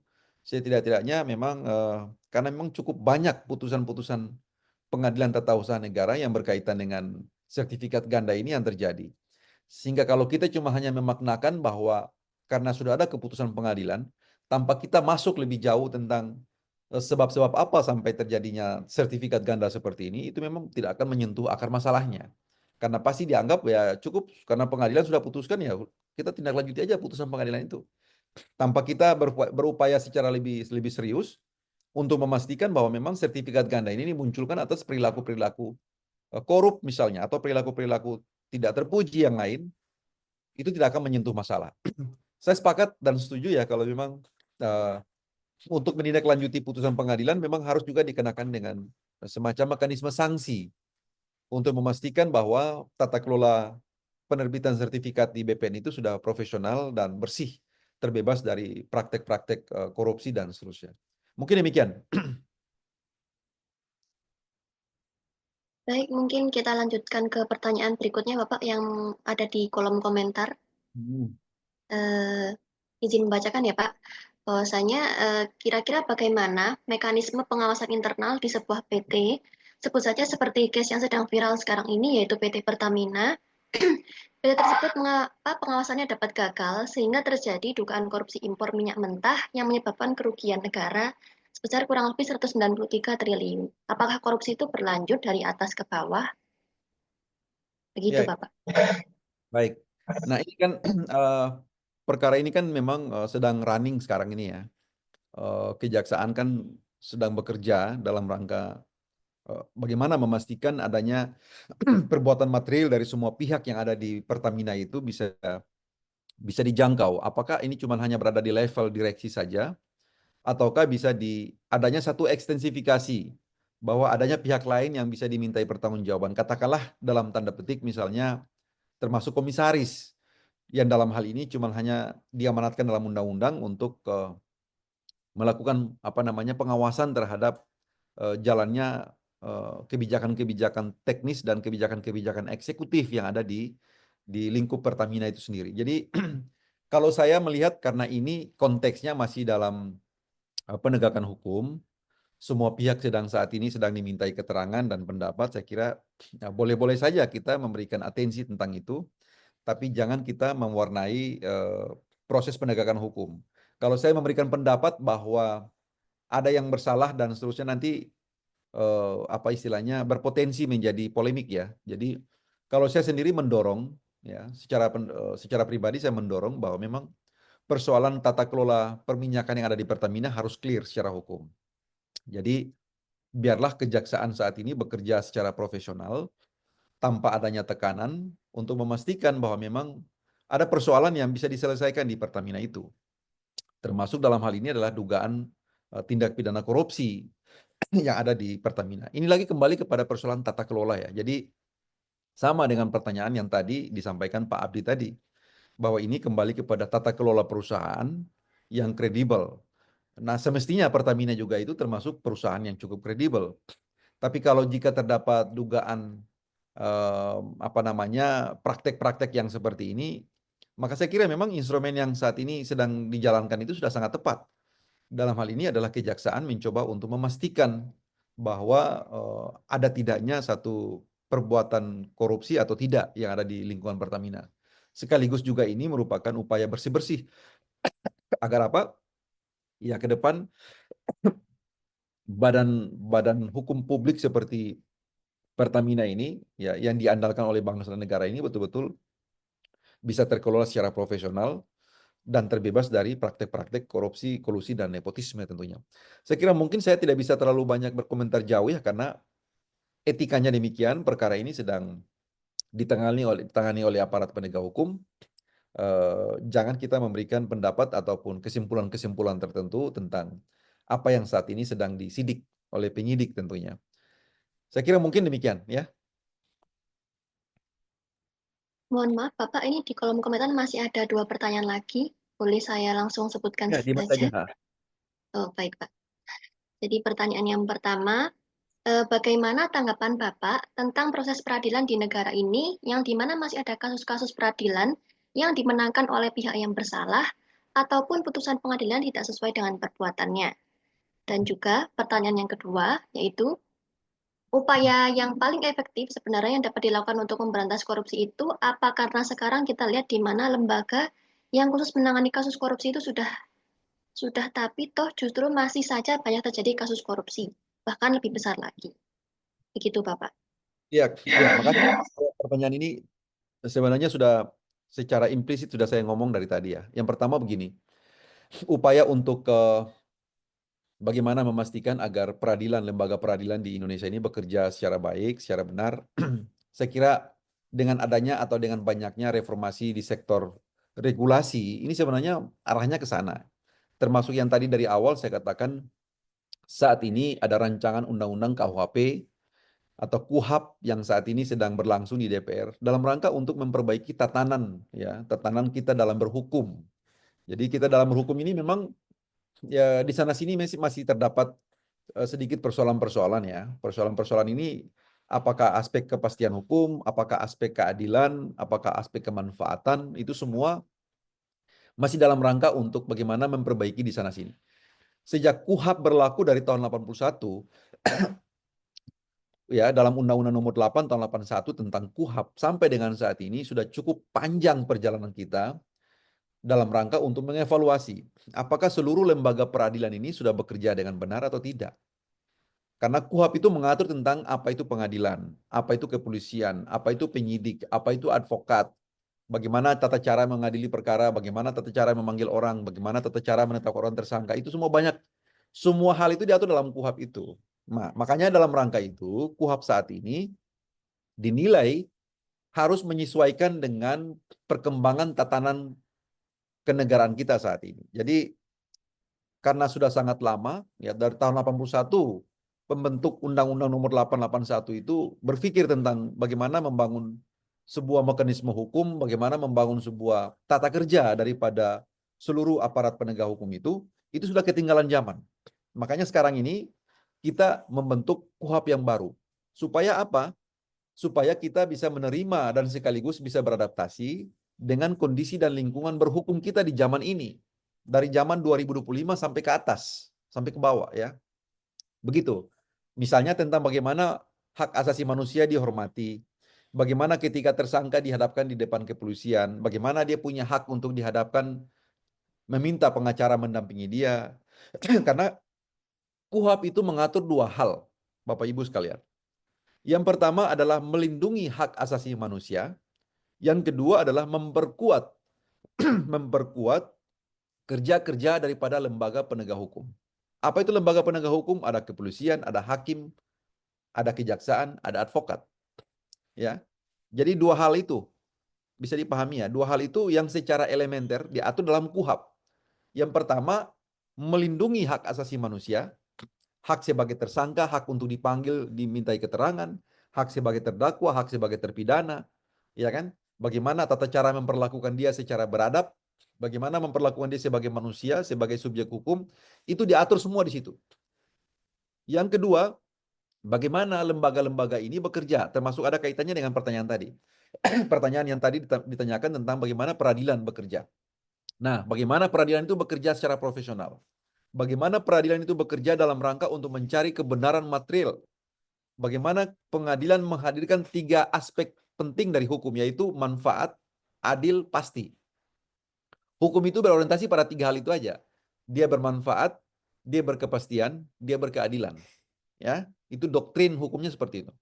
Nah, untuk menghadirkan hukum ini dia adil, pasti, dan manfaat, itu membutuhkan penanganan yang secara profesional. Penanganan yang tidak dilakukan oleh aparat penegak hukum yang bermental, dalam tanda petik, bermental korup. Yang salah dibenarkan, yang benar disalahkan. Nah, kira-kira seperti itu yang banyak yang kita diskusikan dari tadi ini. Nah, KUHP itu dalam rangka itu. Dalam rangka untuk menghadirkan bagaimana agar seluruh elemen-elemen penegakan hukum ini bekerja dalam kerangka yang lebih profesional, dalam kerangka yang lebih berkeadaban, dan sekaligus memastikan bahwa negara hadir untuk melindungi. Nah, itu kira-kira seperti itu. Jadi memang kita senantiasa berupaya ke arah itu, melakukan perbaikan-perbaikan di sana-sini, ya karena namanya manusia, produk undang-undang itu secanggih apapun, pasti ada kelemahan-kelemahannya. Dan kelemahan-kelemahan itulah yang kita harus selalu melihat bahwa kelemahan ini harus kita atur sedemikian rupa agar menjadi sedikit sempurna. Kan begitu ya. Nah, gitu. Jadi itulah produk kita, produk manusia yang pasti ada kekurangan di sana-sini. Tapi kita punya satu kehendak yang sama untuk bagaimana menciptakan negara yang lebih tertib, agar bagaimana kira-kira menghadirkan keadilan yang sungguh-sungguh untuk semua, ya. Jangan lagi ada persoalan-persoalan yang seperti yang kita bahasakan dari tadi ini. Dan yang terakhir tadi, penanya yang kedua, saya kira yang tadi lebih spesifiknya kemana ya, Aulia? Aurelia? Naswa, tadi spesifiknya pertanyaan kedua itu apa? Sudah ada lembaga yang menangani Ya, korupsi, tapi masih aja banyak ya. kasus korupsi begitu, Pak.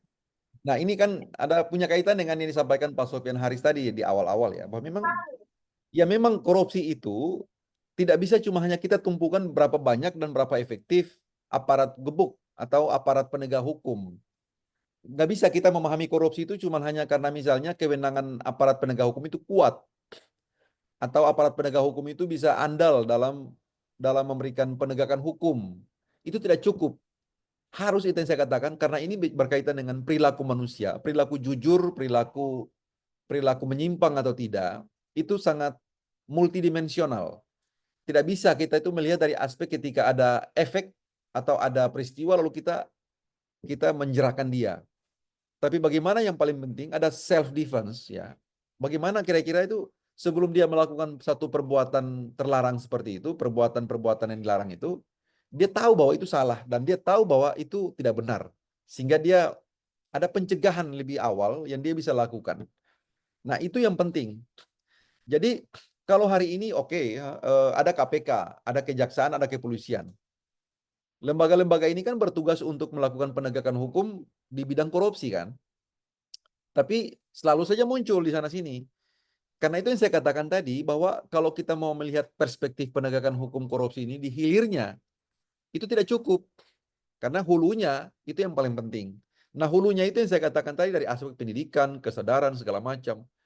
Sehingga jangan sampai nanti kita katakanlah secara pesimistis mengatakan bahwa ini sudah menjadi budaya gitu kan.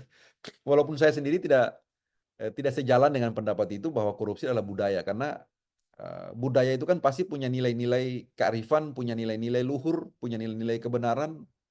Tapi kalau perbuatan seperti itu, kalau kita mau mengkualifisir sebagai budaya, kayaknya itu membutuhkan perdebatan akademik yang jauh dari sisi sosiologisnya seperti apa gitu kan. Apakah itu bisa dikatakan sebagai terminologi sosiologis bahwa itu betul diterima sebagai sebuah budaya, walaupun prakteknya itu adalah praktek yang tidak baik, ataukah seperti apa? Nah, kalau saya sendiri masih melihat masih banyak orang baik, karena kalau mau dihitung-hitung orang yang melakukan kejahatan korupsi kan cuma hanya berapa persen aja kan gitu ya. Tidak mewakili kita sebagai sebuah bangsa lah, kira-kira seperti itu. Cuman karena dia berada pada posisi-posisi epicentrum kekuasaan, sehingga punya resonansi. Ya, seolah-olah bahwa ini korupsi ini dilakukan oleh orang-orang terpelajar, orang-orang punya akses kekuasaan, orang-orang yang kira-kira seperti itu. Tapi kalau mau dianggap mewakili watak bangsa ini kan tidak. Buktinya kan masih banyak orang kampus, banyak ulama, banyak orang-orang baik yang tidak melakukan hal seperti itu, sehingga mungkin kurang representatif kalau dianggap bahwa itu sesuatu yang bisa dikatakan sebagai budaya.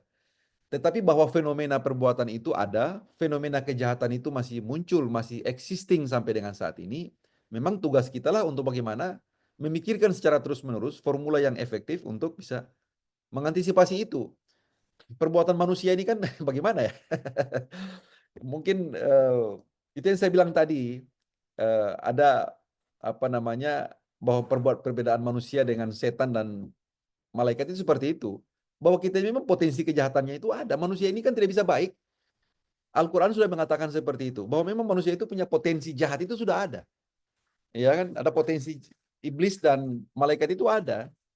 Nah, untuk itu memang peran agama, peranan pendidikan dan seterusnya itu menjadi penting. Ya. Dan jangan pernah kita berharap bahwa dengan menghadirkan sebuah instrumen hukum yang efektif itu yang bisa menjadi obat mujarab untuk bisa menyelesaikan berbagai persoalan itu tidak bisa seperti itu. Tanpa harus kita memperbaiki mental bangsa, mentalitas daripada masyarakat dengan pengetahuan, dengan agama dan aspek-aspek moral yang lain tentunya. Saya kira mungkin itu ya yang bisa saya sampaikan. Ibu Naswa, masih ada? Mau Izin Prof, dicukupkan izin, saja, Pak. izin Prof, Nih, Ya, Pak. izin silakan. Mbak, saya bertanya Ya. Mbak. Ada pertanyaan lagi.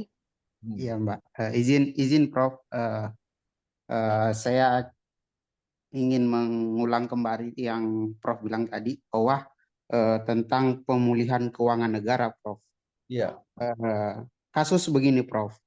Ada suatu tindak pidana korupsi yang telah suatu perusahaan telah mengasuransikan suatu jaminan ke PT asuransi, sehingga setelah dilakukan perhitungan oleh inspektorat terjadi kerugian keuangan negara, tetapi itu sudah dikembalikan semua kerugian itu oleh pihak asuransi yang diasuransikan oleh perusahaan pemenang tender, Prof.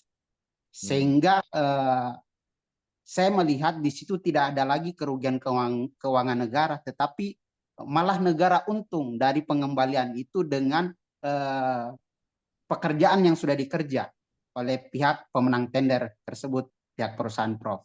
Apakah ini bisa suatu tindakan bisa dimaafkan atau bagaimana, Prof? Pada sebenarnya negara sudah untung karena sudah dikembalikan semua anggarannya, dan kedua progres pekerjaannya sudah ada 30%. Apakah itu bisa dikatakan bisa dimaafkan atau bagaimana, Prof, dalam tindak pidana korupsi? Dan melihat juga dari segi hukum administrasinya, Prof. Iya. Saya langsung aja ya, Naswa ya.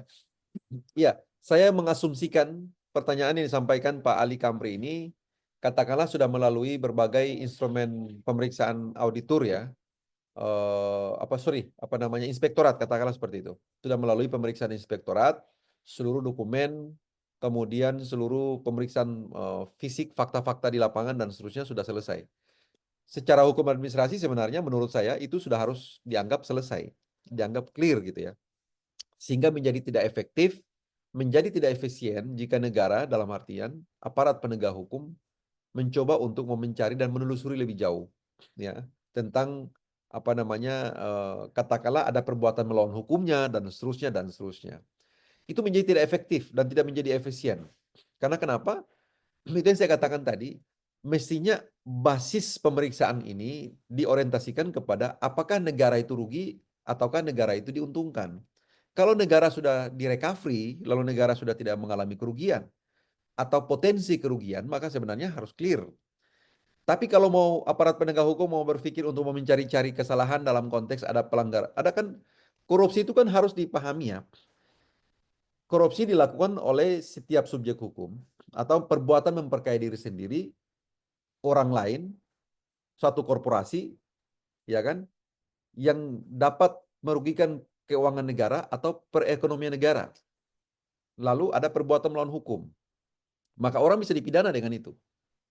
Yang pertama ada perbuatan melawan hukum, yang kedua dia melakukan memperkaya diri orang lain atau suatu korporasi, dan yang ketiga dapat merugikan keuangan negara atau kerugian perekonomian negara. Nah, kata dapat ini itu kata dapat ini kan formil. Dalam putusan MK itu sudah membatalkan kata dapat itu menjadi harus, wajib. Jadi tidak lagi berdasarkan kepada asumsi dapat, tetapi betul-betul tindak pidana korupsi itu harus actual loss.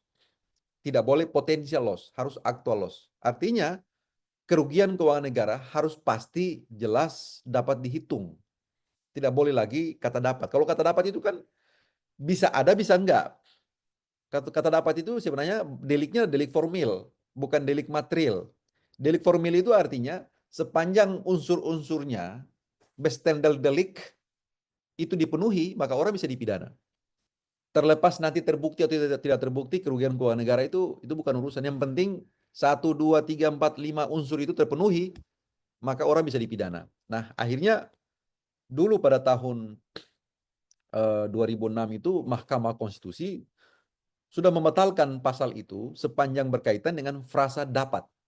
Jadi akhirnya penegak hukum dalam konteks pemberantasan tindak pidana korupsi, jika menyeret orang ke pengadilan, kerugian keuangan negara sudah harus pasti, jelas, limitatif, tidak lagi potensial. Makanya paradigma potensial loss itu sudah dikesampingkan.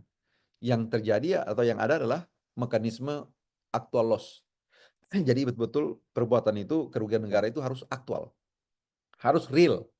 Jadi dengan demikian, sebagai kesimpulan, saya berpendapat bahwa mestinya, ya, kalau kita mau dudukan kerangka berpikir hukum administrasi negara dalam konteks pengembalian kerugian negara sudah harus clear. Tapi kalau aparat penegak hukum mau mencari-cari dengan konteks misalnya adanya kerugian, adanya perbuatan melawan hukum, ya boleh-boleh saja dia itu bisa mencari-cari salah yang seperti itu. Tapi itu yang saya katakan dari awal bahwa mestinya irisan ini sudah harus jelas diatur dalam KUHAP atau diatur dalam undang-undang. Dalam artian mana yang sudah ada penyelesaian secara secara administratif, mengganti kerugian negara, mengembalikan dan seterusnya, maka tidak boleh lagi ada upaya hukum atau yang bersifat ultimum remedium, ya kan? Karena penyelesaian yang bersifat premium remedium itu sudah dilakukan oleh instansi yang berwenang seperti inspektorat dan seterusnya. Mungkin seperti itu dari saya. Terima kasih. Ya, Naswa, silakan. Baik, Bapak, ini terakhir ada pertanyaan dari Bapak Sopian. Mungkin, Silakan. baik, Bapak, silakan. Ya, iya, baik. Terima kasih Dr. Fahri yang tadi sudah menanggapi dan saya coba mengelaborasi lagi dan terakhir ingin menyampaikan pertanyaan. Jadi begini Pak Dokter, eh yang tadi banyak diungkap paparan dari Pak Dokter, semuanya kekuatan pada sisi hukum, ya, pada sisi hukum. Yang kita tahu hukum itu harus hukum yang tertulis, hukum tertulis yang sudah secara regulasi perundang-undangan yang sesuai dengan di pasal pasal 7 ya, Undang-Undang nomor 11 tahun 2012 itu. Nah, eh, dan kita tahu bahwa kasus-kasus tentang korupsi yang begitu besar ini kan tadi Pak Dokter sampaikan itu banyak pada epicentrum ya, epicentrum kekuasaan yang resonansinya cukup cukup besar. Dan saat ini sepertinya ada semacam rasa ketidakpercayaan lagi dari masyarakat itu kepada pengelola pengelola negara ini. Nah, terakhir pertanyaan saya, kalau Profesor eh, Dokter Fahri melihat memang masih banyak ya orang-orang baik ya di sekitar kita, tetapi yang ada di posisi yang akan membuat aturan-aturan ke depannya itu dalam pandangan Dokter Fahri, orang baiknya ada nggak sih? Kalau orang baiknya ada, kita optimis ya, optimis bahwa ius constituendum ke depan itu baik. Tapi kalau justru yang banyak berada di sana itu bukan malaikat, tapi manusia yang berpikiran dia ngomongnya ke kanan, tapi ternyata tingkah lakunya ke kiri begitu. Ya. Jadi masa depan hukum kita ke depan di saat apa ya, jenis kelamin politik saat ini tuh, mohon maaf, kok sepertinya munafik gitu. Itu kita masih punya harapan nggak ke depan Iya, untuk masa depan hukum kita itu akan lebih baik. Kira-kira demikian, Dokter Fahri. Terima kasih. makasih. Naswa, saya langsung aja ya untuk berikan respon kepada Pak Sofyan ya. Iya, Baik, Bapak. jadi saya kasih gambarannya begini ya. Eh, Betapa banyaknya negara melalui instrumen-instrumen hukum seperti Mahkamah Konstitusi itu sudah memberikan panduan dan guidance untuk bagaimana sampai pada tingkat bagaimana merumuskan hukum juga itu diatur dengan hukum. Saya ambil contoh misalnya dalam putusan nomor 91 tahun 2023, Mahkamah Konstitusi telah memberikan panduan konstitusional tentang pentingnya pembentuk undang-undang, dalam hal ini Presiden dan DPR itu memperhatikan keterlibatan bermakna atau meaningful participation daripada masyarakat. Jadi sampai dengan soal bagaimana hukum diciptakan, bagaimana mekanisme penciptaan norma hukum, kaidah hukum, itu pun diatur dengan hukum. Tujuannya apa? Tujuannya apa? Bahwa supaya peran manusianya itu dikurangi. Peran manusia itu, selera dan kehendak manusia itu betul-betul dibatasi gitu loh. Misalnya, kenapa partisipasi bermakna itu menjadi penting?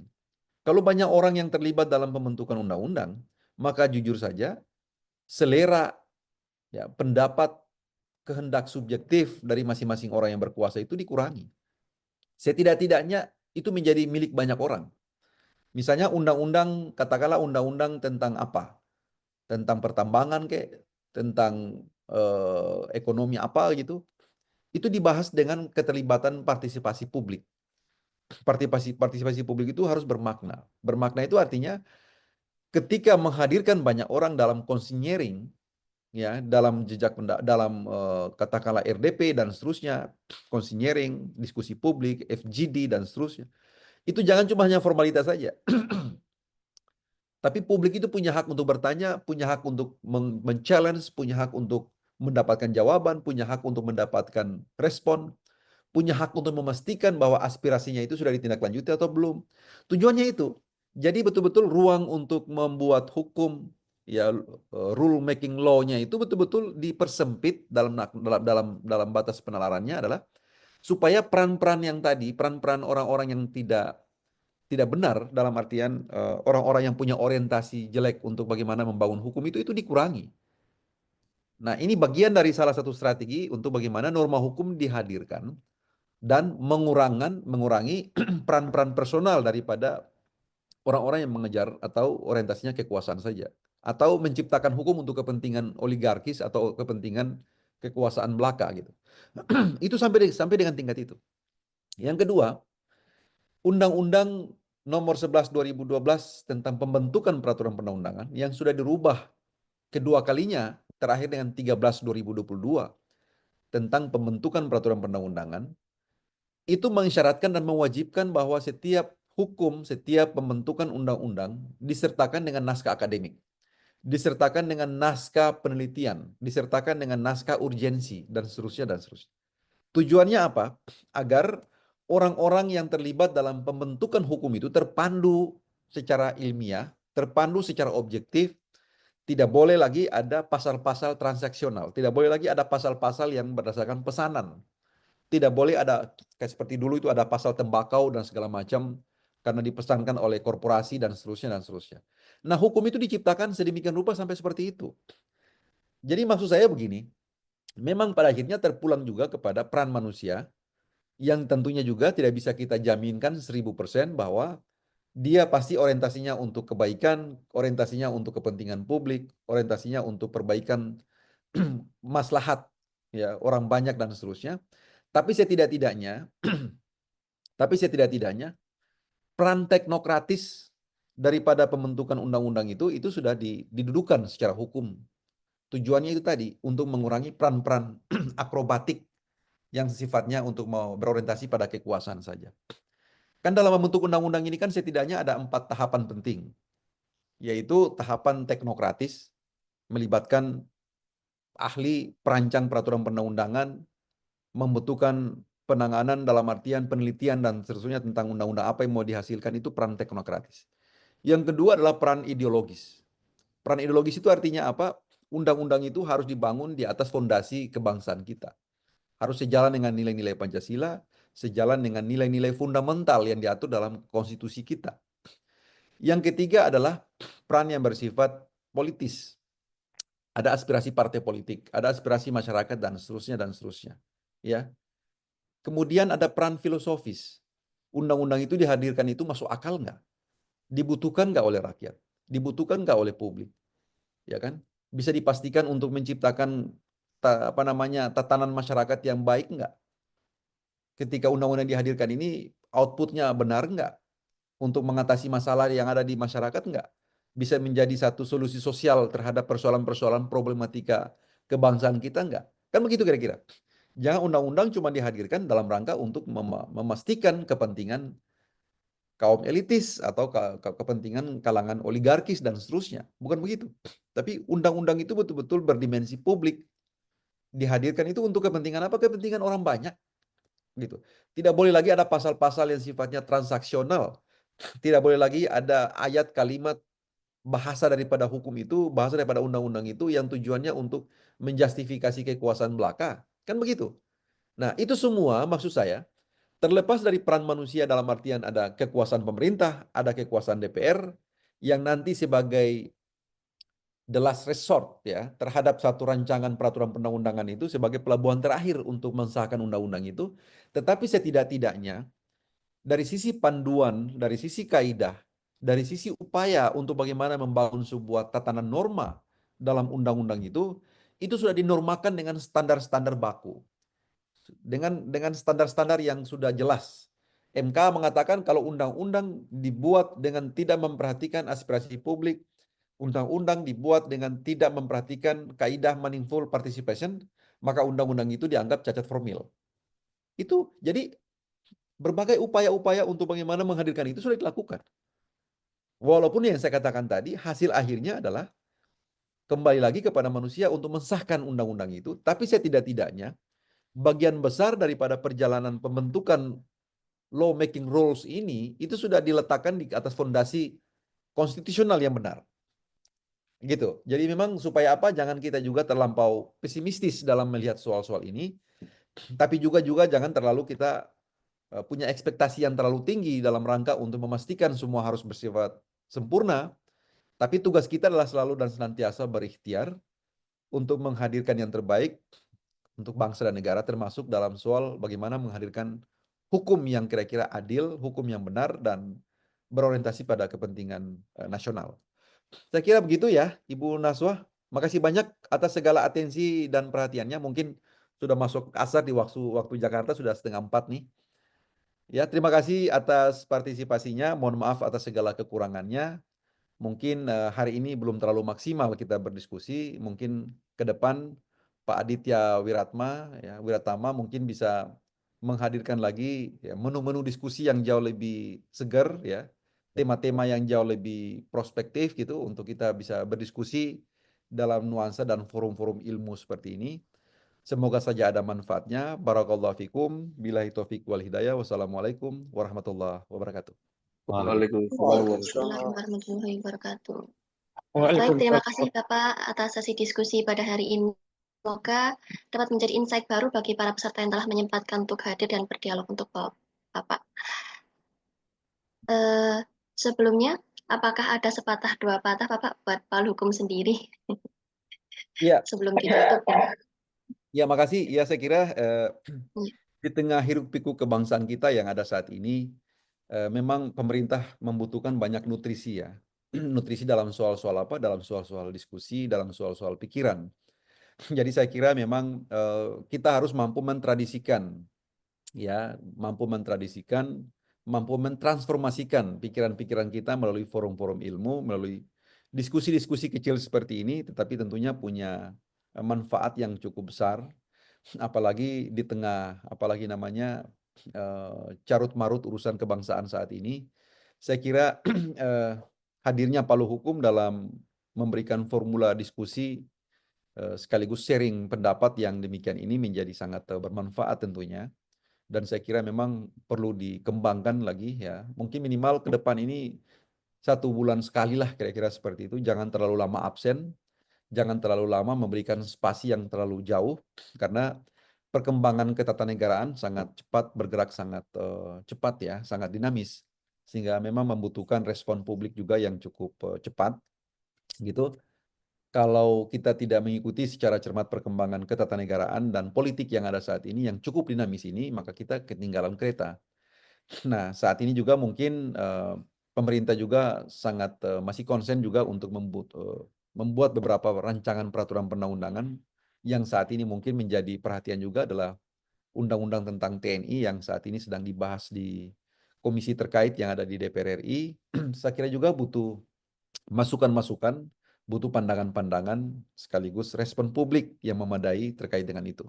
Sehingga saya kira apa yang dilakukan oleh apalagi namanya Palu Hukum saat ini sudah sangat positif.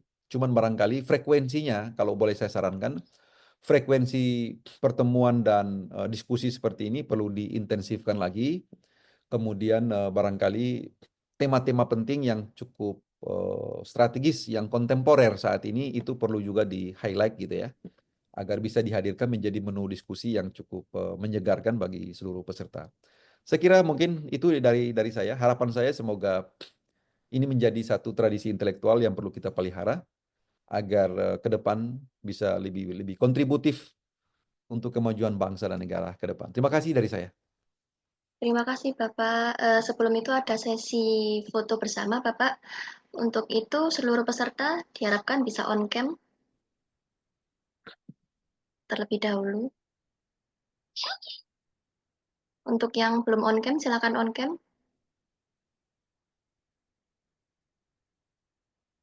Baik, kami mulai ya Pak. 1,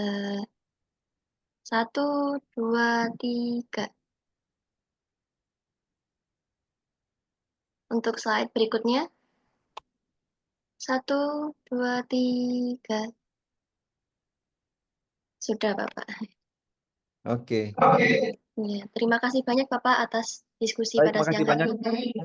Ya, semoga Baik, saya minta bermanfaat. pamit ya. Terima kasih. Assalamualaikum. Waalaikumsalam. Waalaikumsalam. Terima kasih Pak Arsyad. warahmatullahi Sampai ketemu wabarakatuh. lagi, insya Terima Allah. kasih Palu Hukum. Izin Makasih ya live. Pak. Ya, makasih sama-sama. Baiklah, kita sudah ada di penghujung acara seminar hari ini. Sebelum saya tutup, ada statement yang berkorelasi positif nih dengan tema hari ini, yaitu bahwasanya pemberantasan korupsi merupakan tantangan besar bagi negara kita dan hukum administrasi negara memiliki peran penting dalam menciptakan sistem pemerintahan yang transparan dan juga akuntabel. Untuk itu, melalui seminar ini, kami harap dapat memberikan wawasan baru dan solusi praktis untuk meningkatkan efektivitas pemberantasan korupsi. Bagi peserta yang aktif yang akan memperoleh giveaway dari Palu Hukum Indonesia, yaitu Bapak Sofian dan juga Pak Dr. Abdi. Untuk selanjutnya akan dihubungi oleh admin Palu Hukum Indonesia setelah seminar ini selesai. Begitu. Baik, demikianlah seminar interaktif online hari ini. Terima kasih untuk seluruh peserta yang telah hadir dan juga narasumber yang telah meluangkan waktu untuk berbagi untuk kita semua. Saya selaku moderator dan MC pamit undur diri. Akhir kata saya ucapkan terima kasih. Wassalamualaikum warahmatullahi wabarakatuh.